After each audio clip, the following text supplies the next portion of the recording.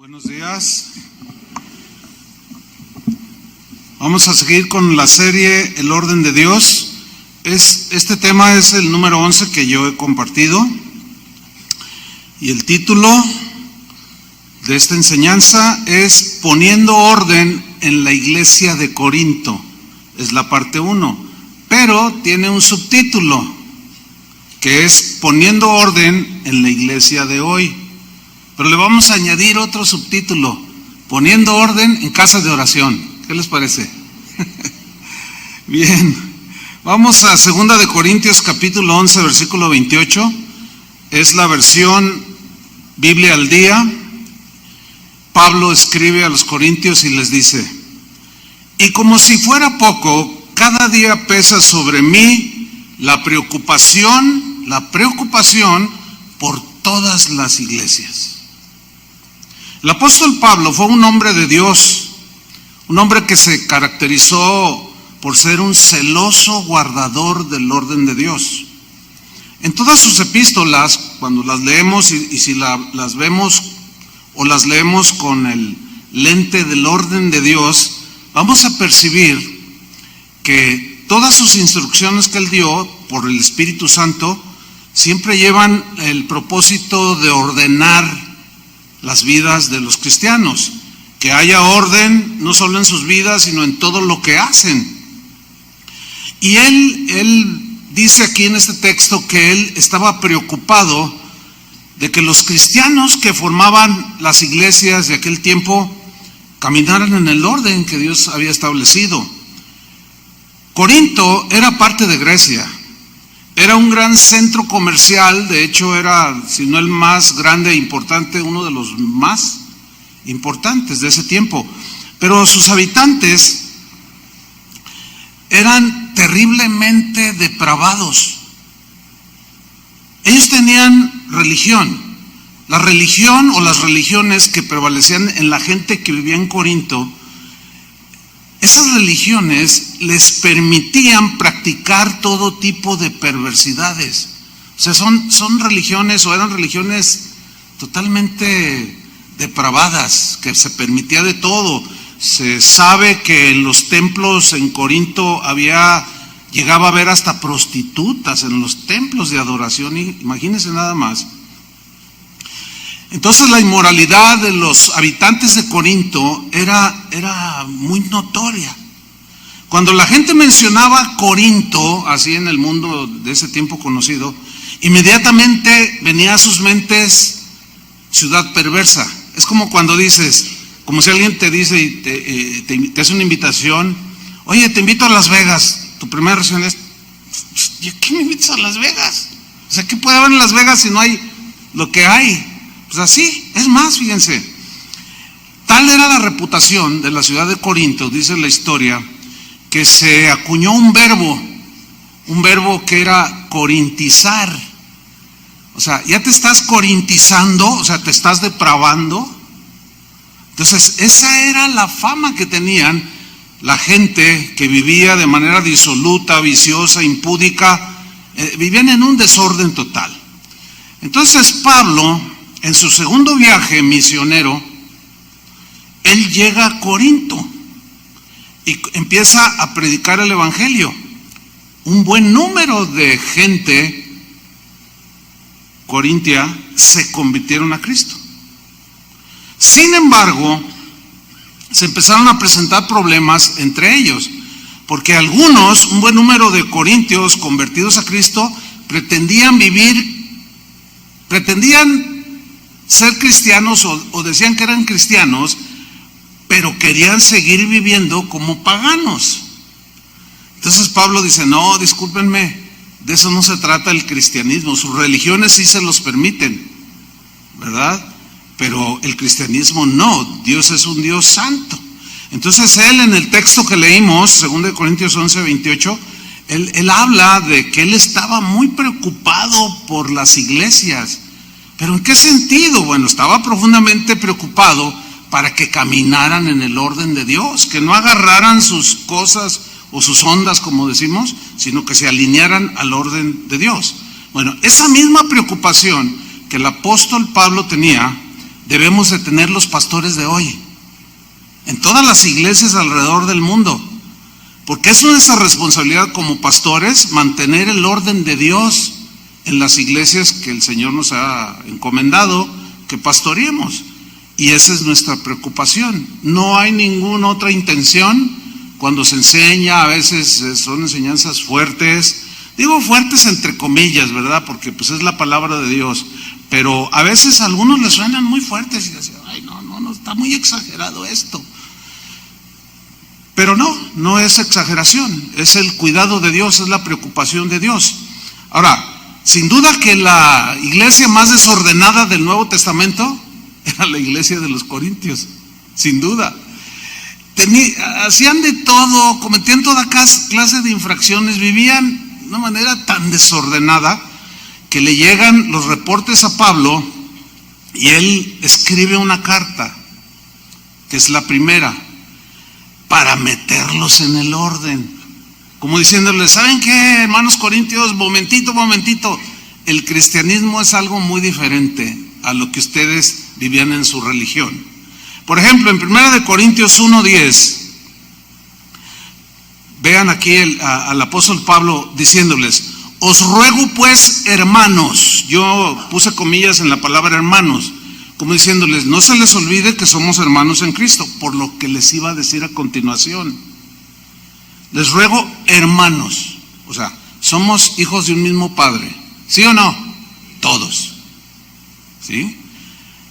Os ruego, por el nombre de nuestro Señor Jesucristo, o sea, pone al autor de la vida y de la fe,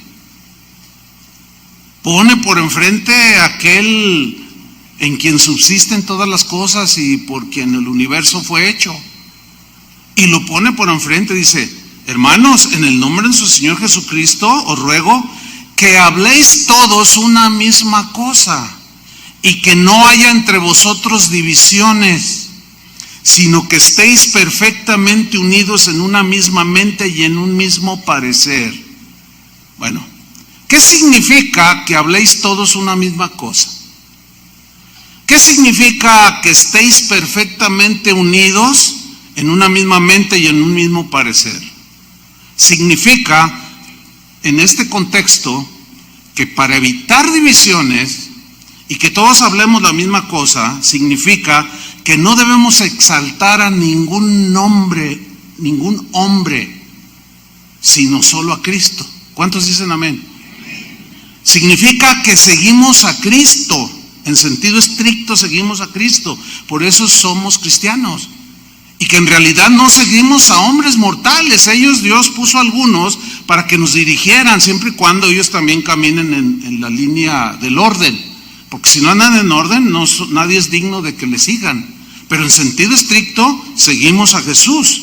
Ahora bien, el darle más importancia a los hombres, gloria al hombre, y seguir a hombres, esto provoca divisiones y contiendas. Veámoslo en el siguiente versículo, en el 11, 1 Corintios 1:11. Lo voy a leer en la versión Biblia al Día.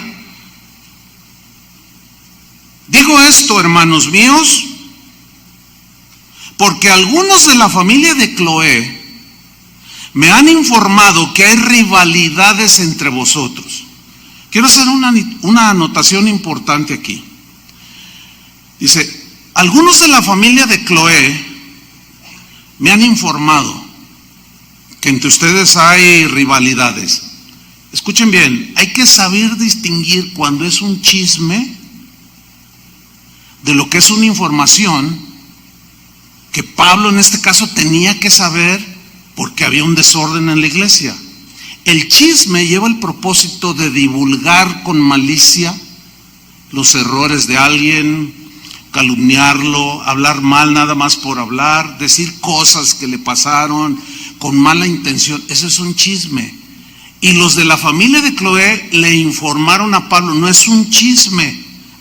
Necesitamos, hermanos, saber discernir y entender lo que es un chisme, porque a veces hay cosas que suceden dentro de la iglesia, hablando casa de oración, que algunos vienen y nos informan y los tachan de chismosos. No es chisme cuando se trata de poner orden. ¿Lo alcanzan a comprender? Claro, el aludido o el infractor dice que es un chisme y ya fuiste y chismeaste. Pero si ustedes notan bien, Pablo no dijo, no me estés chismeando a mí. No, recibió la información, porque la iglesia en Corinto, los hermanos estaban muy desordenados, se estaban peleando entre sí. Dice, me han informado que hay rivalidades entre vosotros, versículo 12. Me refiero a que unos dicen, yo sigo a Pablo. Otros afirman, yo sigo a Apolos. Otros dicen, yo a Cefas o Pedro. Y otros, yo a Cristo. Dice el 13, ¿cómo? Dice, ¿está dividido Cristo? ¿Acaso Pablo, él es el que está hablando, ¿acaso Pablo fue crucificado por vosotros? La respuesta es no. ¿O en qué nombre fuisteis bautizados? ¿En el nombre de Pablo? No, es la respuesta. Lo mismo sucede el día de hoy. Tiene una razón todo esto, la inmadurez, como lo vamos a ver a continuación. Pero esto mismo sucede el día de hoy. Yo sigo a Calvino, dicen otros, y como él no hay otro. Pero otros dicen, no, yo sigo a Jacobo Arminio, como él no hay otro. No, yo sigo a Martín Lutero, dicen otros. Y así empiezan a discutir, pero yo sigo a fulano, yo sigo a Armando Alducin. Y los peores, yo sigo a Chuy Olivares. ¿Saben? Cuando alguien hace ese tipo de aseveraciones, lo único que está proyectando, ¿saben qué es? Inmadurez espiritual. Eso, mis queridos hermanos, provoca contiendas, porque hay pleitos. No, a mí Apolos, a mí me gusta el fuego, porque dice la Biblia que era un predicador de mucho fuego, muy apasionado en su predicación. Y Pablo no, Pablo era bien tranquilo, hablaba muy pausado. Él mismo lo dice en la carta a los Corintios, dice, no, bueno, mi presencia pues no es tan impactante porque se cree que era bajito y delgadito. Dice, y mi hablar pues no es tan elocuente así como, o fogoso como Apolos. Entonces algunos decían, no, Apolos Pablo me duerme cuando yo lo escucho, me duerme. No, a mí me gusta el poder. Y otros, no, pero Pablo te explica bien y te hace entender. Y el otro con tanto grito, pues yo a veces no le entiendo nada. Y se peleaban y tenían sus favoritos.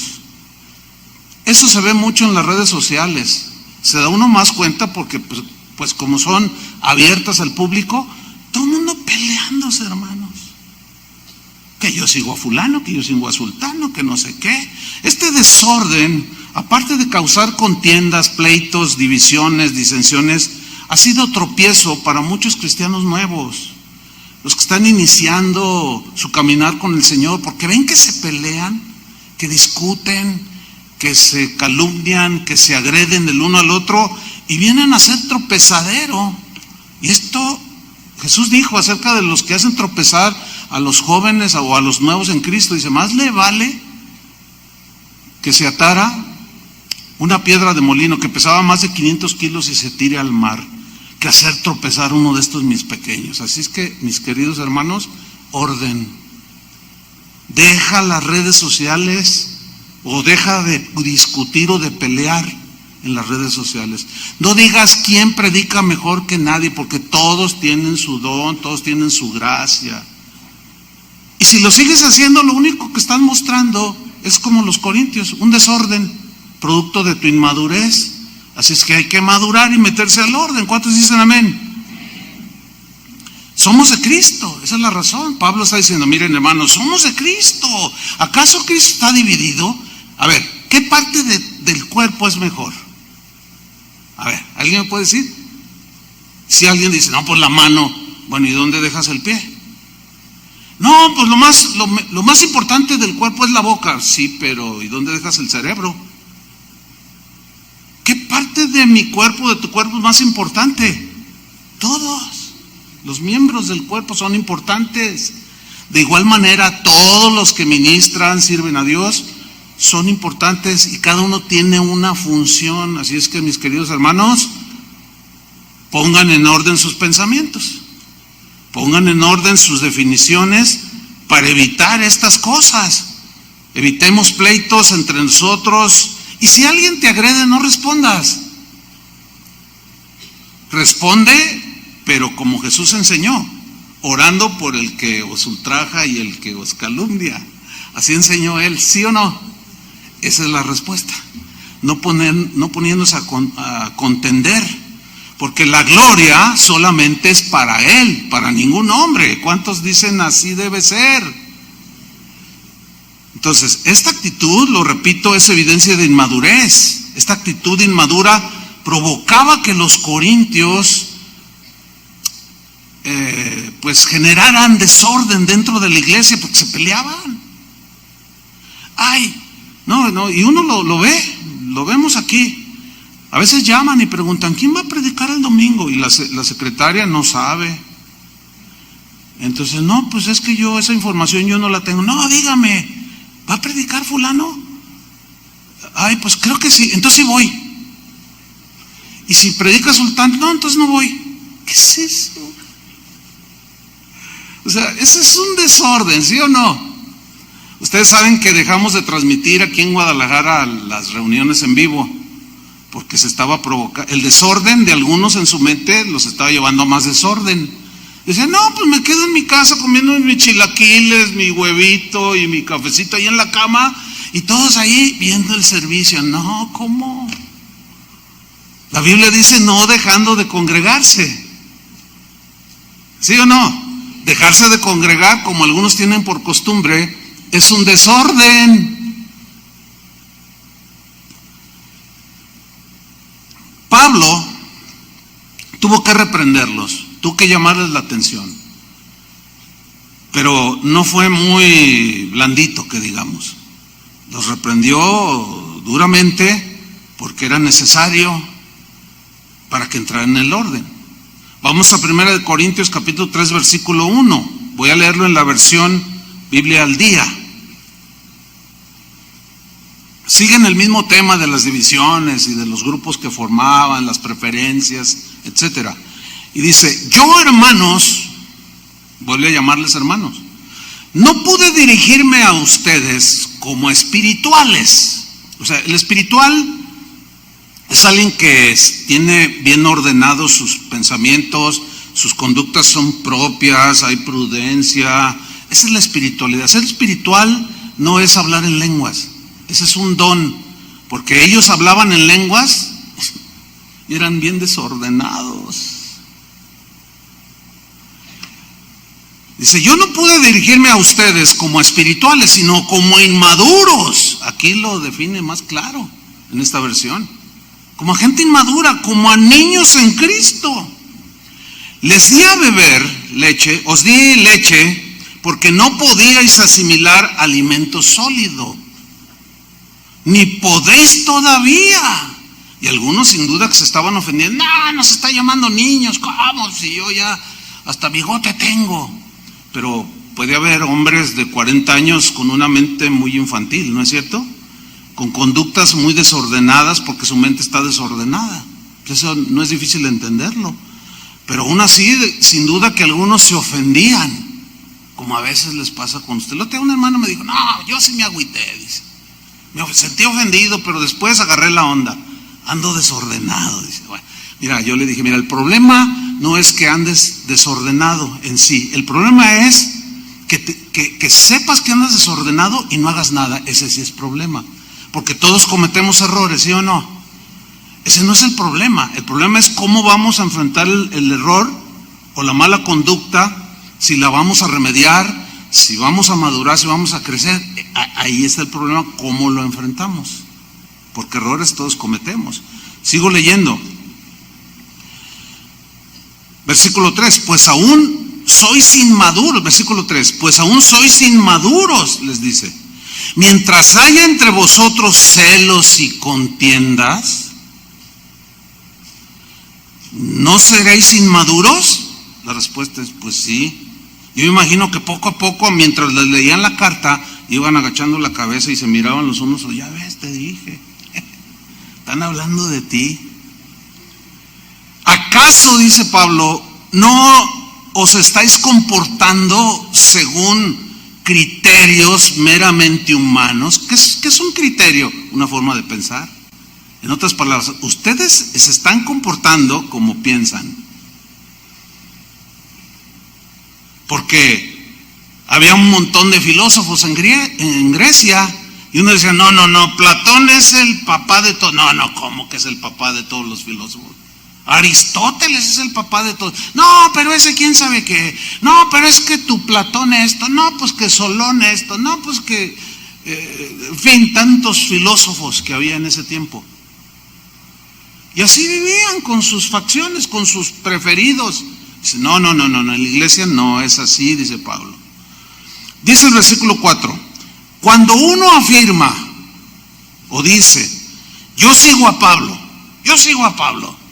y otro dice, yo sigo a Apolos, ¿no es porque estáis actuando con criterios humanos o con ideas ajenas al pensamiento de Cristo? Entonces hay que renovar la mente al respecto, ¿no? Porque esta condición de ellos provocaba desorden en la congregación de Corinto. Dice en el versículo 5, después de todo, dice Pablo, empieza a poner en orden las cosas. A ver, ¿qué es Apolos? En otra versión dice, ¿quién es Apolos? Y los que seguían a Apolos dicen, no, ese es el mejor. Y luego dice, ¿y qué es Pablo? Porque los comparaban. ¿Qué es Apolos? ¿Y qué es Pablo? Nada más que servidores, por medio de los cuales vosotros llegasteis a creer, según lo que el Señor le asignó a cada uno. ¿Qué quiere decir esto? Dios le dio a Apolos ese don, esa gracia para comunicar el evangelio como lo hace. A mí me dio mi gracia. ¿Cuál es la manera ordenada de pensar? No despreciar a ninguno. Así es que ordénense algunos, porque a veces no me toca predicar, aunque estoy aquí y ¿va a predicar? Me llegan y no. Porque si le digo que no, ¿qué? ¿Se va? ¿O qué va a hacer? Nomás está proyectando. Como alguien que está en desorden y que no le está agradando a Dios. No. Sí, ¿quiénes son? Solamente somos. Dios nos usó, Dios nos dio una gracia que no nos pertenece a nosotros. Él nos la dio para servir al cuerpo de Cristo. Pero ni Apolos es mejor que yo, ni yo soy mejor que él, o Pedro es mejor que ninguno. No, así no es. Volviendo otra vez, ¿qué parte del cuerpo es más importante? Todas las partes de un cuerpo. ¿Qué parte del cuerpo de Cristo es más importante? Todas son importantes. ¿Cuántos dicen amén? Se ve que están entendiendo, me gusta eso, porque no hay nadie durmiéndose. Fíjate lo que dice el versículo 6. Refiriéndose a que cada uno Dios le dio una tarea y una función en el cuerpo. Dice, yo sembré. Él había pues iniciado la iglesia en Corinto. Él fundó la iglesia en Corinto. Dice, yo sembré la palabra. Y lo dice, Apolos regó. O sea, con la palabra abundó en el fundamento que Pablo había puesto. Él llegó y edificó las vidas. Dice, pero Dios ha dado el crecimiento. Entonces, ¿para quién es la gloria? ¿Para Apolos? ¿Para Pablo? ¿Para Cefas? ¿Para Chuy Olivares? Menos. Yo les he comentado cómo he estado en algunos eventos de ministros o lugares donde hacen, ya casi no, tengo años ya no asistiendo a ese tipo de eventos, pero cuando te presentan como si fueras, como dicen por ahí, la última Coca-Cola del desierto. No, de veras exageran en la presentación de los predicadores. El problema es que algunos, si no tienen bien definido y en orden sus pensamientos, se la creen. Cuando a veces me tocó estar en eventos así que hablan, no, pues el fundador de casa de oración, yo digo, ahorita pongo las cosas en orden. Y digo, ¿saben qué, hermanos? A mí me tocó iniciarla, pero hermanos, somos parte del cuerpo de Cristo. Yo no hice todo. ¿Entienden eso? Y todo, sí. Y el que me presentó, pues ahí queda medio avergonzado. Y algunos dicen, oye, así como que lo avergonzaste, era necesario para que se ordene y no ande dándole ínfulas a nadie. ¿Ustedes comprenden esto? Porque la gloria es para Cristo, ¿sí o no? Le digo, no, mira, ahorita mismo una vez les dije, ahorita mismo me estoy acordando hasta de los que barren. Yo no barro, no me toca eso. Al principio sí, por razones obvias hacía de todo, pero ahora ya no. Y luego están un montón de maestros de niños, un montón de que sirven aquí, acá. No, hermanos, yo no hice, no solamente una parte, lo que dice Pablo, yo sembré, Apolos regó, aunque algunos la regan también, ¿no? Pero el crecimiento, dice, Dios es el que lo da. Entonces Pablo tenía muy en orden sus pensamientos. Versículo 7, así que no cuenta ni el que siembra ni el que ciega, no cuenta. O sea, a fin de cuentas, ¿para quién es la gloria? En la Reina Valera dice, ni Pablo ni Apolos somos nada, porque sin él, ¿qué somos? A ver, sin la gracia de Dios, ¿qué somos? Si no nos hubiera salvado, si no hubiera muerto Cristo en la cruz, ¿dónde estaríamos? Entonces, ¿cuál mérito? ¿Cuál gloria? Ninguna. Solamente para el Señor. Den un aplauso a Él.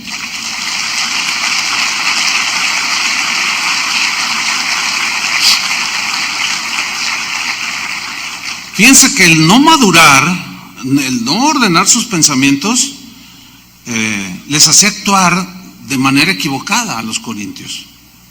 Enseguida vamos a ver un caso muy penoso que sucedió en la congregación de Corinto. Muy vergonzoso, diría yo. Vamos al capítulo 5 de 1 Corintios, versículo 1. Seguimos en la versión Biblia al día. Fíjense lo que pasó. Lo vamos a analizar. Dice Pablo, aquí ya empieza su exhortación más fuerte todavía, para meterlos en orden. Dice lo siguiente: es ya del dominio público, ya todo el mundo se enteró, hasta los no cristianos, que hay entre vosotros, dentro de la iglesia, un caso de inmoralidad sexual, así lo traduce aquí. En realidad fue un incesto. Y Pablo aquí lo explica. Dice, hay un caso de inmoralidad sexual que ni siquiera entre los paganos se tolera. O sea, aún entre los paganos, a pesar de la corrupción en la que vivían de inmoralidad, medio se sonrojaban con un pecado como el que había sucedido dentro de la iglesia. ¿Qué había sucedido? A saber, dice, que uno de vosotros, de los que asisten a la iglesia en Corinto, tiene por mujer a la esposa de su padre. O una mejor traducción que traen otras versiones es su madrastra.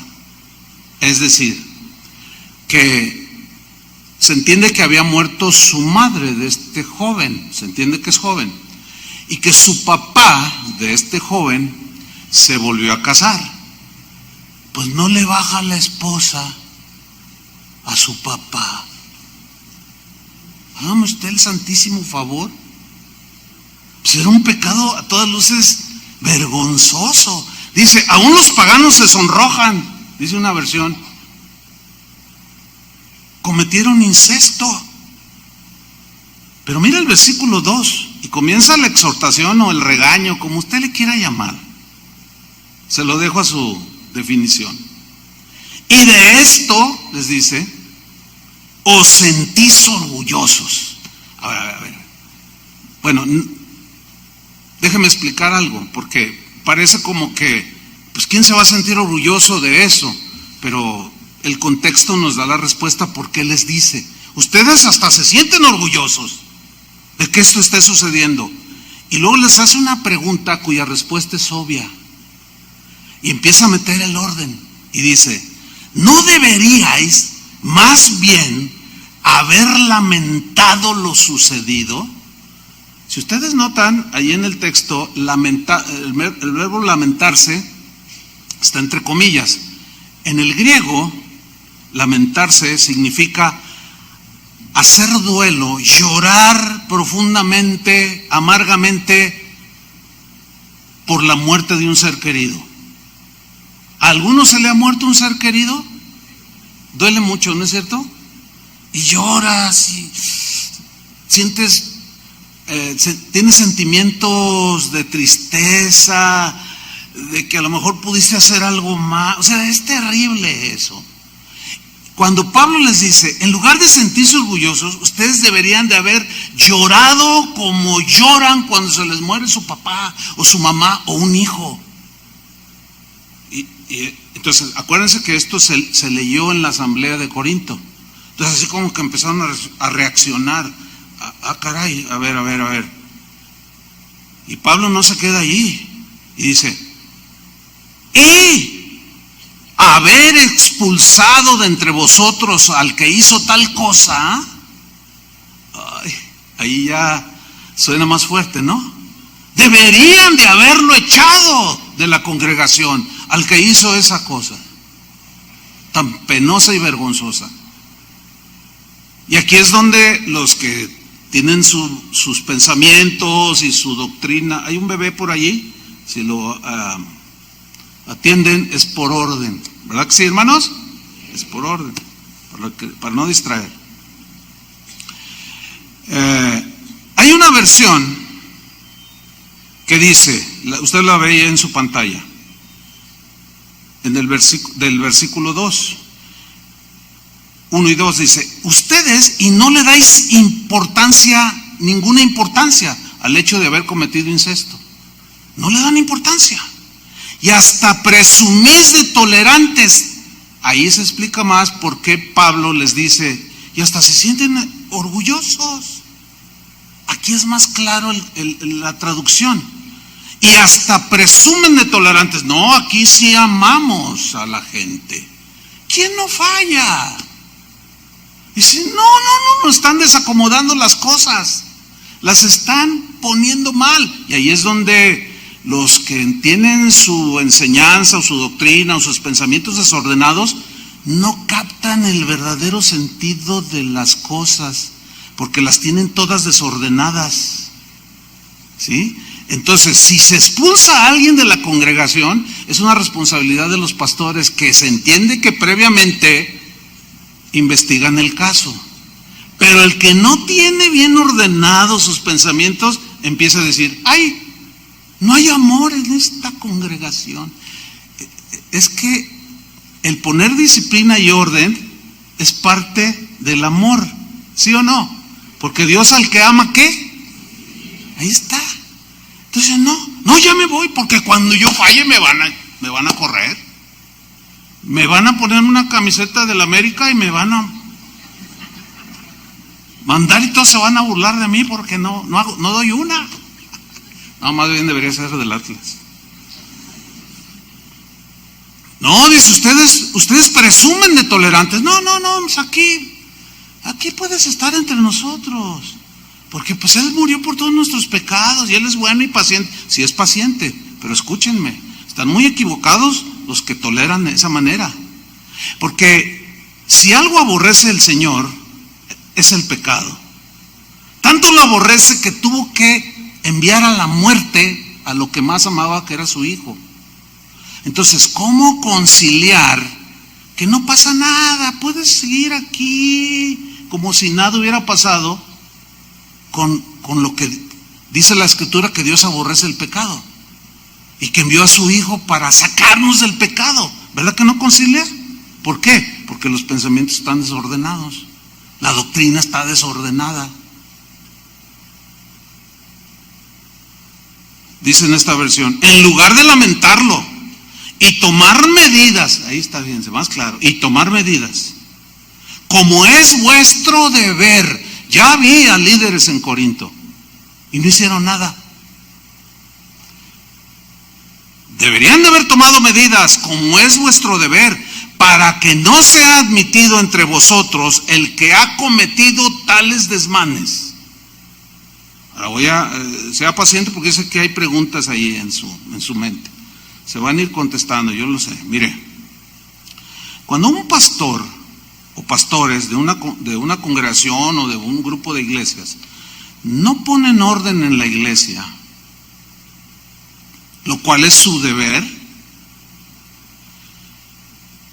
entonces Jesús mismo viene a poner orden en su iglesia. Vamos a ver un caso. Apocalipsis capítulo 2. ¿Ha leído el capítulo 2 y capítulo 3 de Apocalipsis, donde es un mensaje a las 7 iglesias? Las 7 iglesias representan todo lo que puede suceder en la iglesia de Cristo. Pero también habla cómo poner remedio a eso. Ahora, si leemos Apocalipsis 2:18, nos vamos a dar cuenta de que el pastor de esa iglesia no estaba haciendo su tarea, no estaba cumpliendo su deber, y los demás líderes que estaban con él tampoco hicieron nada, como sucedió en Corinto. Entonces, al no hacer nada, Jesús tuvo que venir directamente a poner orden en su iglesia, porque es de él, no es de nosotros. Vamos a leer 2:18. Y escribe al ángel, le dice el Señor al apóstol Juan, que le está dando esta revelación, ustedes lo saben. Y escribe al ángel de la iglesia en Tiatira. Ok, ángel. Ángel significa mensajero. No que hubiera un ángel con su arpita y como los pintan, pastoreando una iglesia. No. Sino se refiere al pastor en el sentido del significado de la palabra ángel, mensajero. O sea, el pastor es mensajero por excelencia. ¿Lo entendieron? Ok, entonces es al pastor, pero es una manera retórica de referirse al pastor. Escríbele al ángel de la iglesia en Tiatira.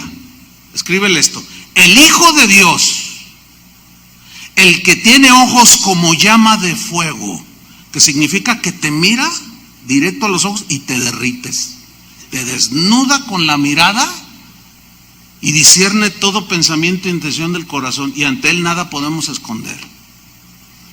Como los niños cuando son culpables. A ver, ven, a ver, mírame a los ojos, le dice el papá o la mamá. A ver, ¿tú hiciste eso? Y el niño, no. Igual, porque no pueden sostener la mirada. Entonces dice, el que tiene ojos como llama de fuego y pies semejantes al bronce bruñido. El bronce en la Biblia es sinónimo de juicio. Voy a poner en orden todo, pero va a haber juicio. En ocasiones así pasa. Es su iglesia, hermanos. Ustedes tienen su casa, ¿no? Su hogar. ¿Permitirían que entrara ahí cualquier persona? A ver, contéstenme, le estoy preguntando. Oye, ¿usted qué hace aquí? No, pues es que, pues yo vivo enfrente, pero pues a veces veo que usted tiene un mueble muy cómodo y pues aquí me vine. Ah, bueno, hay que decir, al cabo, mire, el amor entre seres humanos y luego inyectándose droga y todo. Usted no me diga que usted va a permitir. ¿Usted permite que las cucarachas anden ahí en su casa? ¿Las ratas en su casa? Si hay un mosquito y dice, ay, órale. Usted pone orden. Usted le pone orden a sus hijos. No, mira, aquí no vas a llegar después de las 11 de la noche. No, pero aquí no vas a llegar. Se cierra tales horas. Pues es obvio. Entonces, en la iglesia, el Señor, como es un Dios de orden, ama el orden. Pero cuando los encargados de poner orden no hacen su tarea, el Señor viene. Sigamos leyendo. Versículo 19. Escríbele y dile, yo conozco tus obras. O sea, sé lo que haces. Pero luego menciona cosas buenas. Fíjense qué interesante. Dice, yo conozco tus obras, conozco tu amor. El amor con la que haces las cosas. El amor entre los hermanos. todo eso estaba bien, no hay reproche alguno. Y también conozco tu fe, o sea, tu confianza en mí, eso está bien.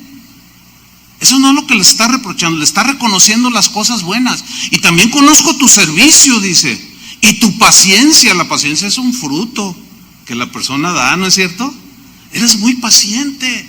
Todo eso está bien. Y también conozco que tus obras últimas o postreras son más que las primeras. Wow, o sea, tenían un buen nivel, ¿sí o no? Pero mira el versículo 20. Pero tengo unas pocas cosas contra ti. Ay, esa frase a mí me hace temblar de temor. A ver, imaginémonos esta escena. Ahí está el pastor Chuy en su cuarto o donde ora, y el Señor empieza a decir: oye, hiciste un buen evento de pastores y les enseñaron bien, y empieza a decir: no, y fueron buenos anfitriones y todo. Ay, gracias, Señora. Imagínate que de pronto, con los ojos de llama, como de fuego, me mira y yo lo veo. Todo eso es espiritual, ustedes entienden, ¿no? Y me dice: pero tengo algunas pocas cosas contra ti. Híjole, no, yo me derretía. ¿Te imaginas que el Señor llegara contigo? No, mira, te sometes a tu marido, entonces todo eso está bien, eso lo debemos hacer.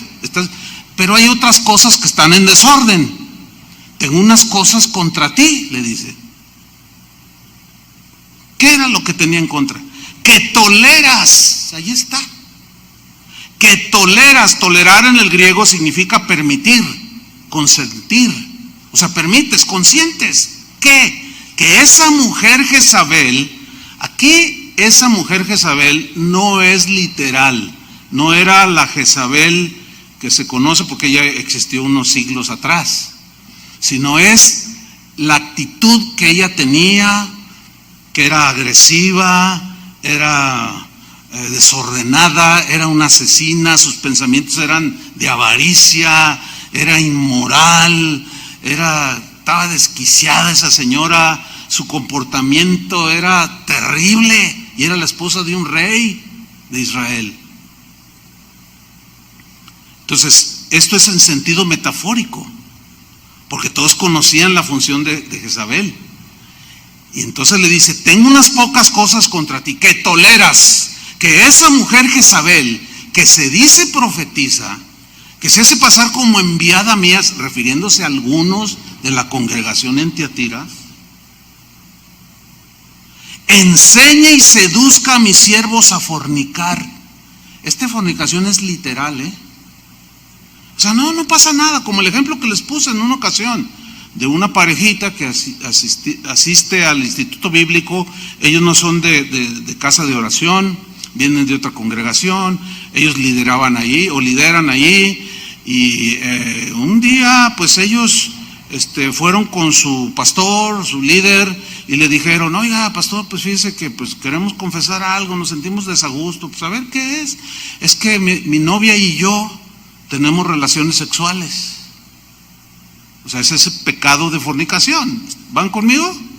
Entonces dice que le respondió este líder, este pastor, le dijo: a ver, ¿cuál es el problema?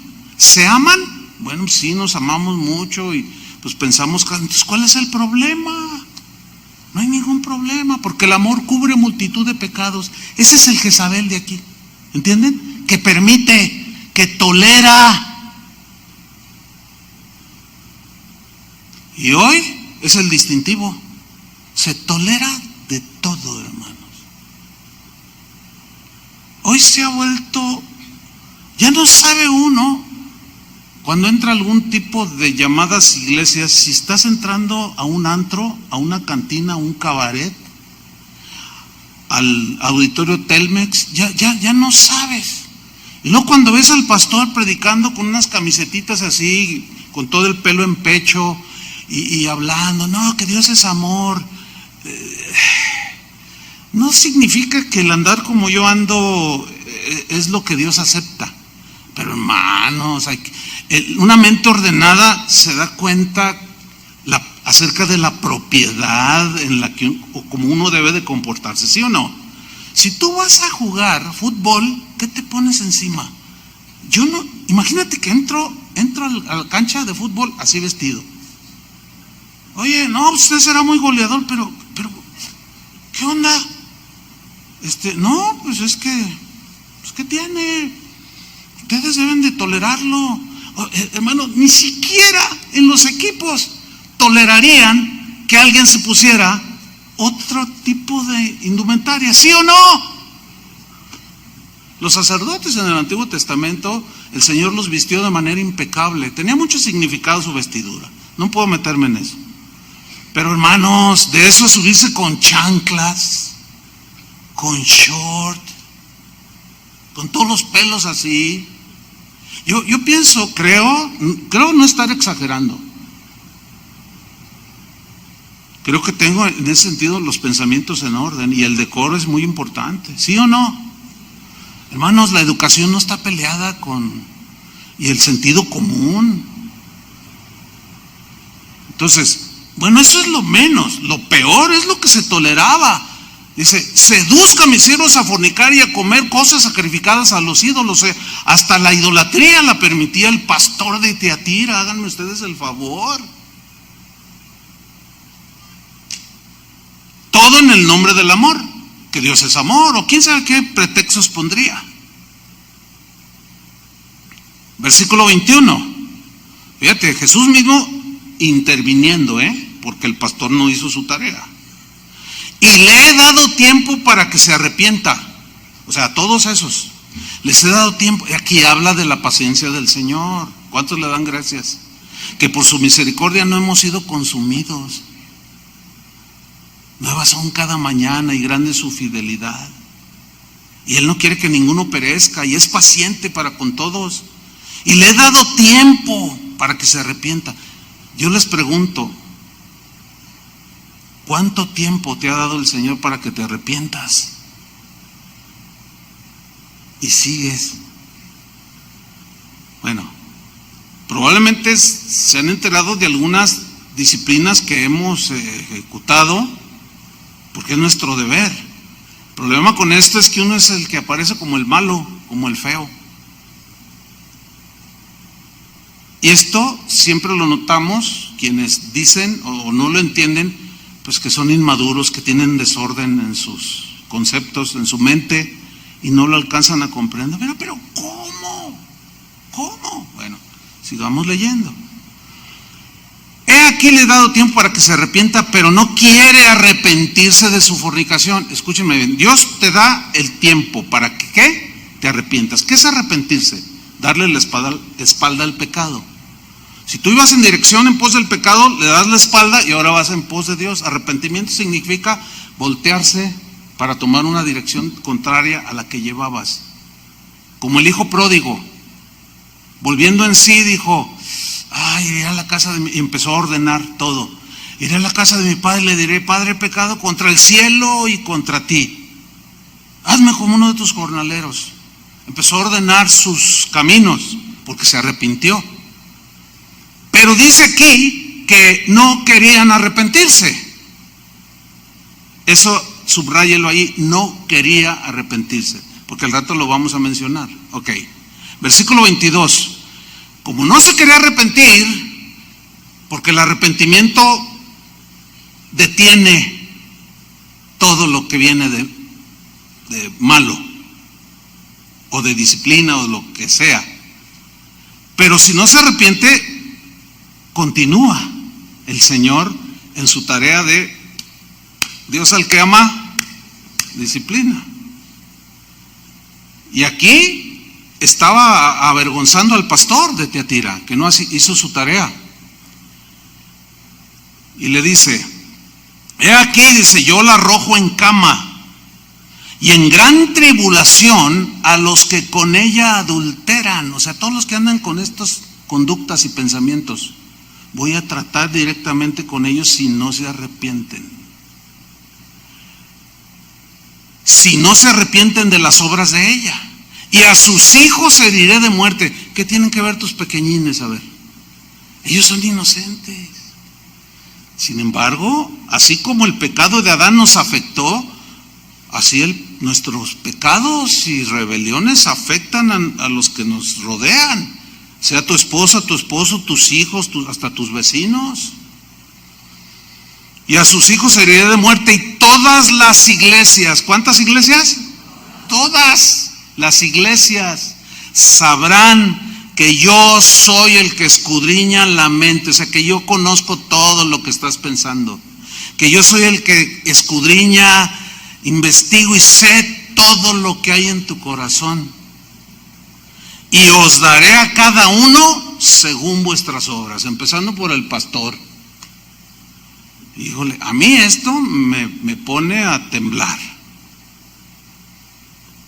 Si hay algo desagradable, entre comillas, que a un pastor, bueno, como a mí y a los pastores aquí no nos gusta, es la disciplina, porque sabemos que duele, pero es necesaria, hermanos.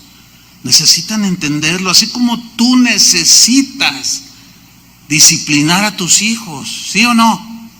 No, pues que yo nunca les doy, bueno, pero ok, está bien. Ese no es el tema. Pero sí le dice, pero no te voy a dar domingo. Y luego ahí está el domingo. Ay, sostente la disciplina.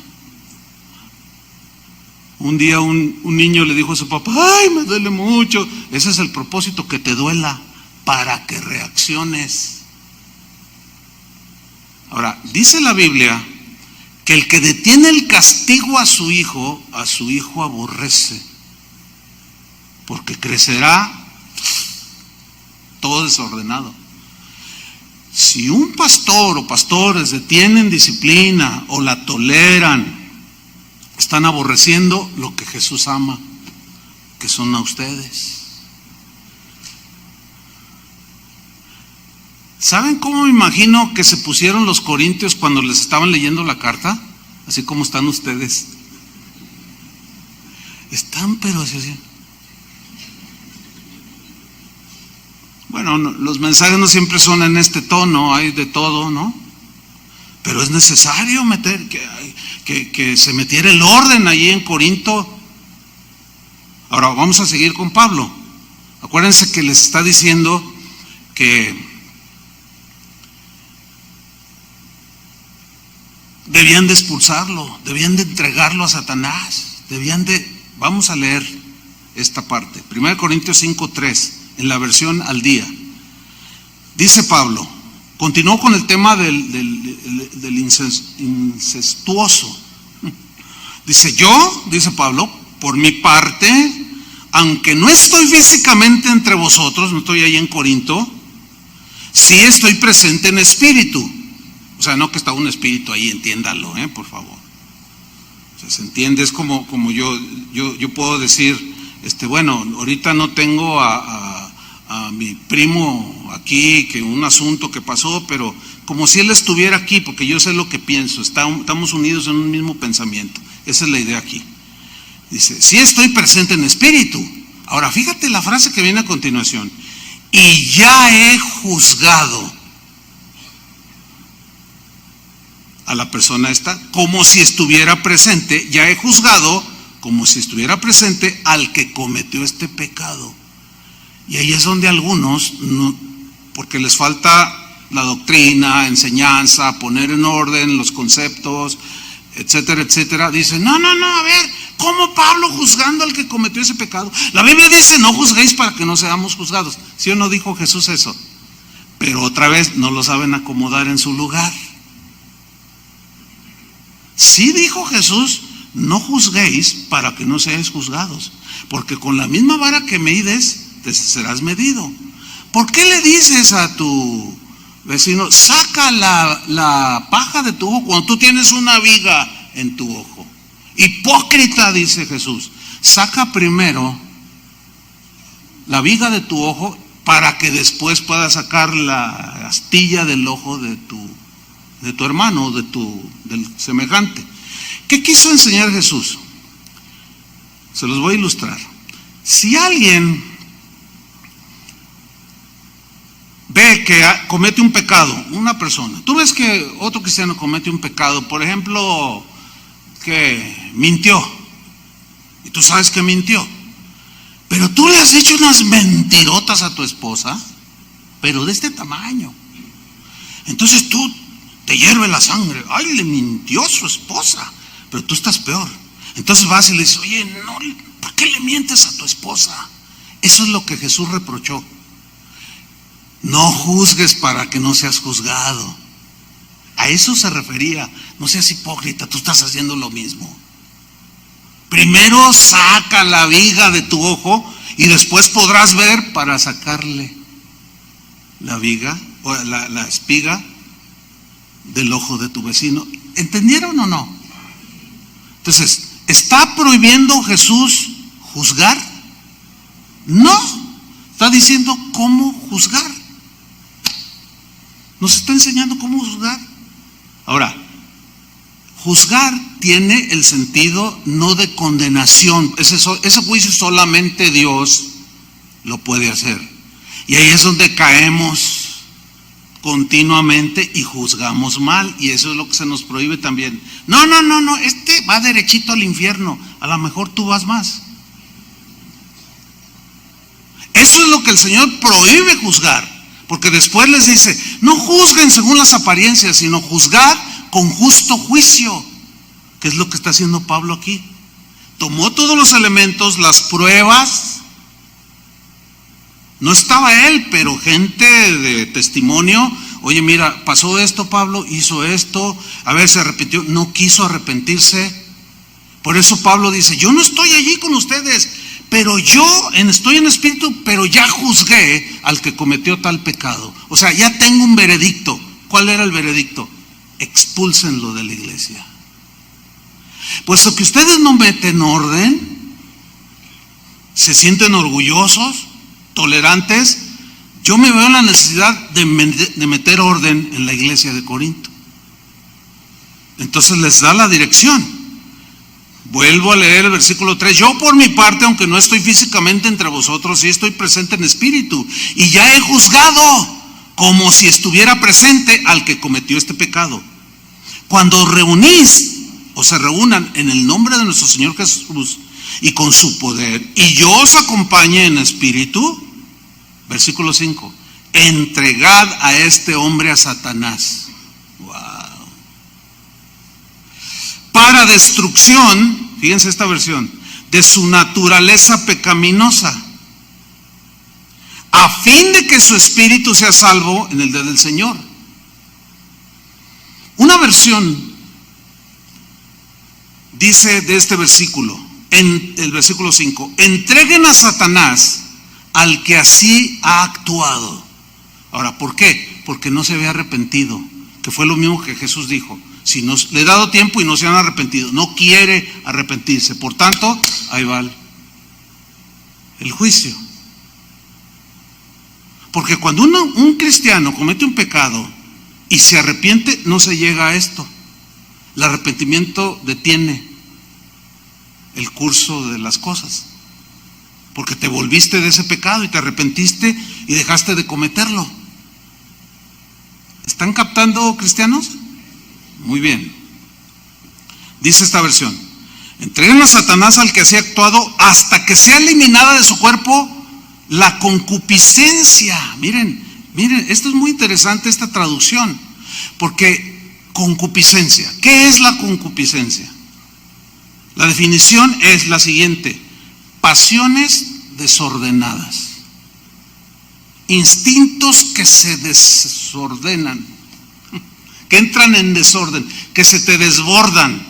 Se los voy a ilustrar con un ejemplo que un día yo les puse, de un joven que al final de una reunión se subió y me hace una pregunta. Se veía así como muy intelectual y sus lentes pues así, se veía su barbita así, de esos, con ese aspecto, ¿no? Así de muy intelectual. Oye, pastor, y hablaba así muy educado y muy elocuente. Creo que hasta filosofía estaba estudiando, y dice, pastor, tengo un dilema en mi mente, no puedo entenderlo. A ver, el Señor puso en nosotros el instinto sexual. Respóndame. Yo le dije, sí, Él los puso. Pero Dios se contradice, porque me los puso a mí, como a usted y a cualquiera, y luego nos los reprime. Dios se está contradiciendo. ¿Cómo te los deprimo? Sí, porque me prohíbe usarlos. Me prohíbe usar el instinto sexual. Y le dije, no, mira, hay que ordenar las ideas. Dios nos puso el instinto sexual. ¿Están conmigo? Ok. Pero lo estableció con un límite. Solamente cuando estás casado. Lo demás es inmoralidad, mal uso de un instinto hermoso que Dios puso en el ser humano, y tú lo estás depravando, lo estás ensuciando, lo estás prostituyendo. Porque en la unión sexual hay una de cosas que suceden que ni se imagina la gente, y Dios lo sabe. Ay, pues dudo que los que vienen aquí lo hagan. Yo le dije, bueno, tienes uno enfrente y hay un montón, ¿o no? No, bueno, entonces empezó a querer como justificarse. Yo le dije, mira, si tú quieres, yo te doy la dirección de una iglesia donde permiten de todo. Ahí te vas a sentir a gusto. Por cierto, si alguno fuma y todavía, para que ya no sienta esa condenación, se sienta a gusto, venga al final, yo le doy la dirección de aquí en Guadalajara. Entiéndase que estoy hablando con sarcasmo, ¿no? Pero en serio. Y yo le doy la dirección de una iglesia aquí, o dos si quiere, que tienen salón de fumador. Ahí nadie les dice nada. No, hasta les ponen bocina y pantalla. Y usted está ahí fumándose sus faros. Pero al final van a chupar faros, ¿eh? Permítame el juego de palabras, ¿no? No, hermanos, pues ¿de qué se trata el asunto? Si nos sacó de todas esas cosas, ¿sí o no? Pues ¿cómo vamos a tolerar? Bueno, hay quien sí lo hace, pero un día llegará el juicio del Señor y no se la van a acabar. Pero sigamos aquí. Entregar a Satanás, ¿qué significa? En términos así sencillos, significa ser excomulgado. ¿Qué significa excomulgado? Sacar de la comunión. Ex es hacia afuera de la comunión. ¿De quién? Del cuerpo de Cristo. ¿Por qué? Mire, las mismas cosas de la vida nos ilustran este punto. Usted tiene una canasta con 5 manzanas y una de ellas se pudre. ¿Qué hace usted para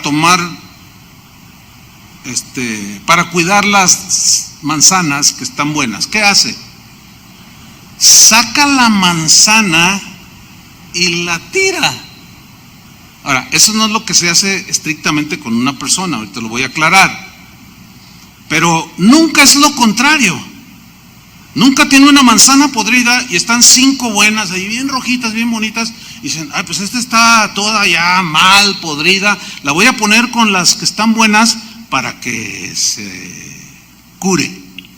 ¿No? ¿Verdad que no? ¿Nadie hace eso? Pues tampoco en la iglesia del Señor. El que anda en conductas que desaprueba el Señor y no se arrepiente, ¿por qué? Porque va a contaminar a los demás. Ahora, si los pastores toleran, no, pues olvídese, un contaminadero. ¿A dónde va a ir a parar la iglesia de Cristo? Pues nada más vean a su alrededor, vean el YouTube, cada locura que hace la gente, todo lo que se está permitiendo el día de hoy. Es más, hasta pastores homosexuales están ordenando algunas iglesias y declarados homosexuales. Usted dice, pero ¿cómo? Sí, iglesias luteranas, iglesias anglicanas, iglesias metodistas. Bueno, dije nombres, pero bueno, se está permitiendo ya todo esto. Es un desorden. Pero un día va a venir Cristo por la iglesia que se guardó. ¿Cuántos dicen amén? Que les dijeron exagerado, lo que usted quiera, pero que guardó su palabra y caminaron en orden. Ahora, entregar a Satanás. Primera de Juan 5:19 Dice Juan, sabemos que somos de Dios. ¿Cuántos son de Dios? Habla del reino de Dios, el reino de la luz. Pero hay un reino de las tinieblas. ¿Quién es el príncipe de este mundo? Satanás. Y el mundo entero está bajo el maligno. Entonces, ¿cuál era el veredicto de Pablo?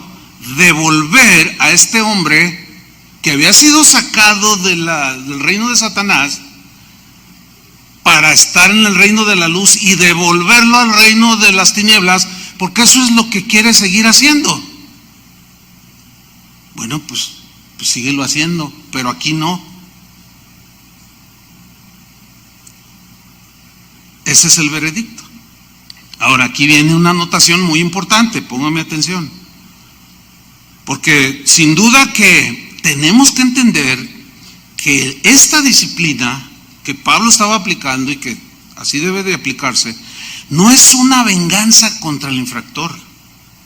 Tampoco aplicarla es una injusticia, hermanos. Por favor, traten de entenderlo. No. Se analiza el caso con mucho detenimiento, hermanos. El propósito de la disciplina en la Biblia siempre es que el infractor, al verse ya fuera de la comunión, quede expuesto, de la comunión y de la protección del Señor, quede expuesto a todo lo que la gente del mundo está expuesto. Satanás los hace como quieren. Y el propósito es que al ser golpeado, humillado, derribado, despierte y como el hijo pródigo, ya estaba ahí con todos los cerdos. ¿Qué estoy viviendo? Si allá en la casa de mi padre todo tenía, ¿de dónde se me ocurrió salirme? No, ya sé lo que voy a hacer. Voy a ir a la casa de mi padre y le diré, arrepentido, ¿se entiende? He pecado contra el cielo y contra ti. ¿Y qué hizo su padre? ¿Lo recibió o no? Ahora, ¿por qué lo dejó ir? En primera instancia, porque no estaba arrepentido el muchacho. Y no lo detuvo. No te vayas, hijo. Que no se lo chantajeen ni su hijo, ni su marido, no. Oye, no puedes tener otra. No lo voy a permitir. Pues entonces me voy de la casa. Y usted, ay, no te vayas. Que se vaya. Que se vaya. ¿Cómo va a tolerar usted una cosa así? Muchas mujeres lo toleran. Y el hombre se da vuelo. Y después es una madeja que para desenredarla, no. ¿Quieren que uno en 5 minutos se las... Imposible? Todo por el desorden. Entonces el propósito en la Biblia de la disciplina es ese, hermano. Para que despierten y humillados, golpeados, enfermos, lo que sea, o sea, el trato de Satanás termine al final arrepentido y dominando sus pasiones desordenadas. Dicen, mira nada más dónde me metí. Entonces, ¿por qué? Porque el arrepentido comienza a ordenar sus caminos. Otra vez el hijo pródigo empezó a ordenar otra vez sus caminos, ¿sí o no? Para que el día de su muerte sea salvo. El problema con este tipo de pecados es que queda una marca que aunque Dios la perdone y la olvide y la borre de su memoria y de sus registros y todo, queda en las mentes de las personas. La Biblia dice que queda como una marca que no será borrada. ¿Se acuerdan del rey David que se metió con una señora que no era la de él? ¿Se acuerdan? Y después el Señor trató con él y bien duro, hermanos, porque después de ese pecado, el resto de su vida no fue la misma. Y le quedó como esa marca en la frente, porque cuando ya era anciano, ya estaba bien viejito, uno de sus soldados dice, hay que reanimar al rey. ¿Cómo? Le dice otro, tráiganle una doncella, le gustan. Y van y le traen una doncella, de las más hermosas de Israel. Y le dice, métete ahí con el rey y duerme con él, o sea, acuéstate con él. Y entró la muchacha.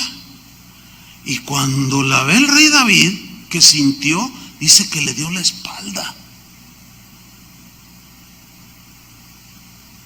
Lo viejo rabo verde se le quitó. Ahora, ¿por qué le dio la espalda? La muchacha salió al otro día, le dijeron, oye, ¿estuviste con el rey? No, me dio la espalda. No, imagínate, cuando la vio, dijo, si yo ya hice esto, yo otra vez ya no. Y se volteó y le dio la espalda.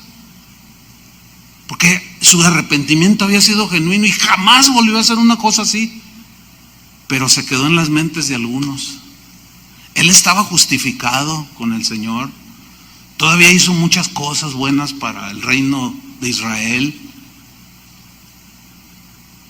Pero mientras David tardó 1 año en arrepentirse del pecado con Betsabé. 1 año. Hasta que llegó el profeta Natán, ¿se acuerdan?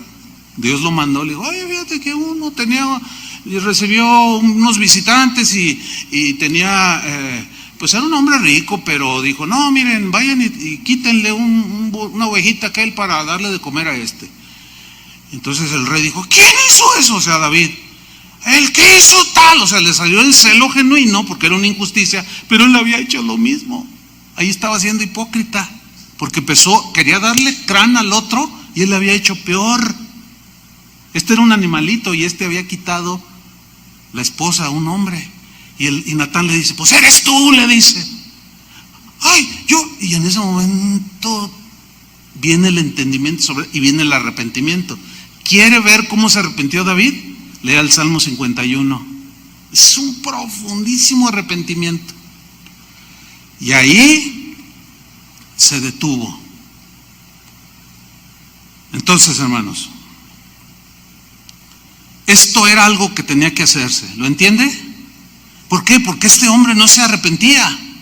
Sin embargo, la disciplina que Pablo estaba aplicando, mire, no era con desprecio, ni con saña, nada que ver, sino lo hizo con el dolor que se siente como cuando alguien pierde un ser querido. Por eso su preocupación.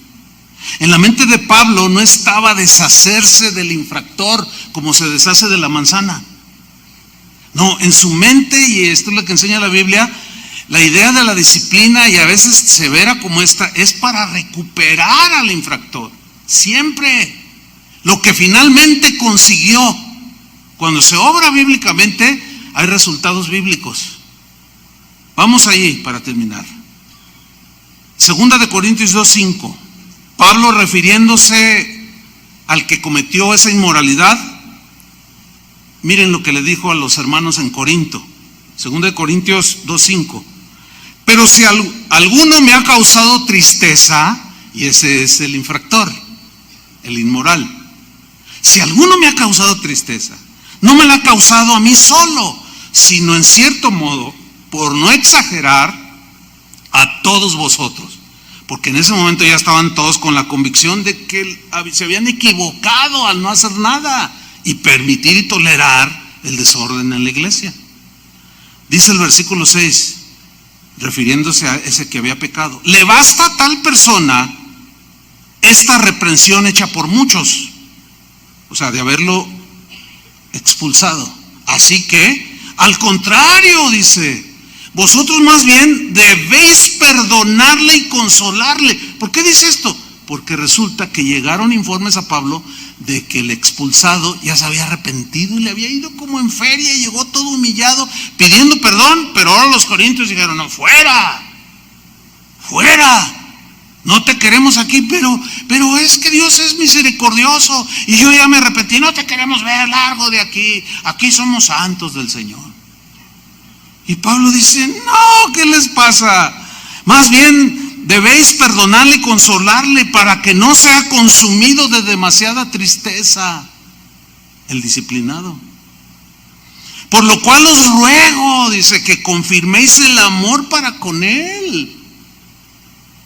Porque también para este fin os escribí, para tener la prueba de si vosotros sois obedientes en todo. No solamente cuando los regañé y les exhorté fuertemente, les dije: ¿qué están haciendo?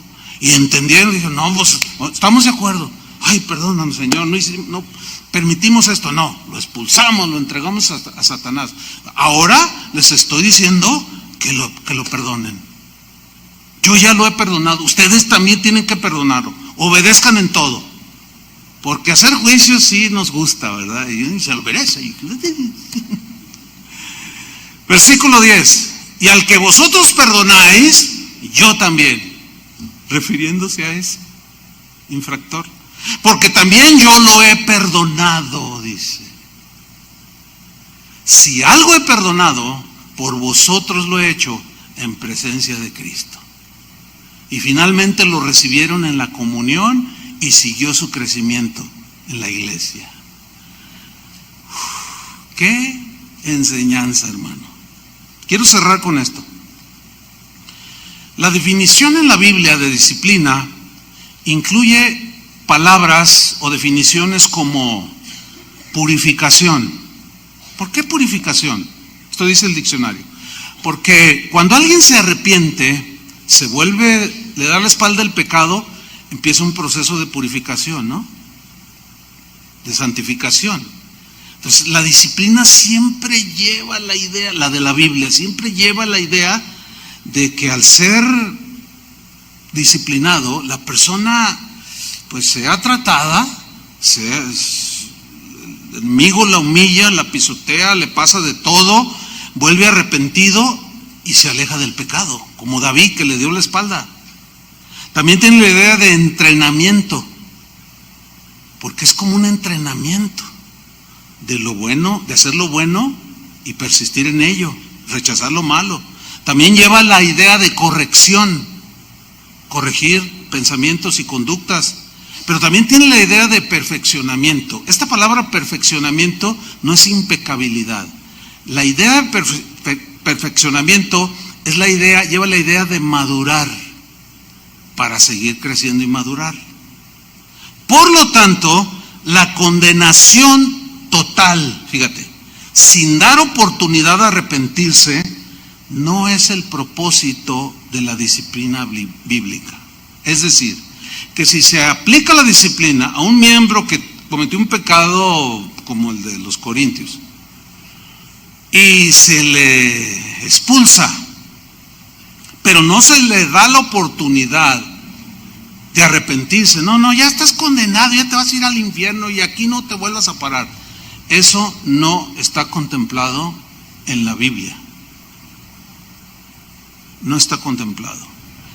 El alejamiento total y que se vaya y que tampoco. Siempre es con la intención de recuperar al hermano caído. Pero es necesario, fue necesario que Pablo aplicara disciplina en Corinto. Es necesario que los pastores de las iglesias, cualquiera que escuche esta enseñanza, los pastores, los líderes, apliquemos disciplina, orden, pongamos orden y no seamos tolerantes. Y en casa de oración queremos hacerlo así para mantener el orden. Pues si nos dicen exagerados y todo lo que... Bueno, a fin de cuentas yo no le voy a dar cuentas a los tolerantes, ¿verdad que no? Le voy a dar cuentas al Señor y yo prefiero terminar mi vida así. Yo elijo terminar mi vida de esa manera y con la gracia del Señor. Pero siempre será al aplicar disciplina, como dice Pablo a los Gálatas. Dice, miren, cuando ustedes hagan disciplina, considérate a ti mismo, dice, como si a ti te estuvieran disciplinando para que lo hagas con misericordia, pero hagan la disciplina. Estoy leyendo Gálatas 6:1, estoy parafraseando. Cuando algunos encontraron alguna falta, los que son espirituales, dice, juzguen, o sea, hagan el veredicto y lo que se va a hacer, lo que decidan, eso hagan, pero háganlo con misericordia. Así dice, ¿no? Considerándote a ti mismo, no sea que tú también caigas en lo mismo y el juicio te va a venir igual. Miren, nosotros les damos instrucciones a los pastores, yo les doy instrucciones a los pastores de aquí, de casa de oración, en ese respeto. Tenemos que, bájale, tenemos que ser misericordiosos, muy pacientes, pero también les decimos a los demás pastores de las casas de oración, y algunos traen la espada desenvainada, como si alguno de ellos nunca fuera a fallar. No, tienes que usar misericordia, tienes que aplicar el orden, tienes que meter en orden, tienes no debes tolerar, pero cuando lo hagas, hazlo considerándote a ti mismo, porque hay algunos que nomás están viendo y sí les decimos. Entonces les vuelvo a reiterar aquí públicamente a los pastores de casa de oración. ¿Están de acuerdo, Toño? ¿Todos? ¿Sí? Chava, todos. ¿Están de acuerdo? Así debemos hacerlo. Y el que no lo haga, pues lo vamos a meter en orden. Lo estoy diciendo públicamente porque de verdad hay algunos que se pasan en la disciplina. Entonces, hermanos, pues queremos que esta iglesia sea una iglesia de orden. ¿Cuántos dicen amén? Bueno, pónganse de pie, todos en orden, como soldaditos, y vamos a darle gracias a Dios. Amén. Levante sus manos al Señor, que es una expresión de adoración, de sometimiento, y decirle: Señor, gracias porque tu palabra ordena mi mente, mis pensamientos y mi conducta. Y si yo formo parte de tu iglesia es por tu misericordia, pero en la iglesia, si formo parte de esta congregación local,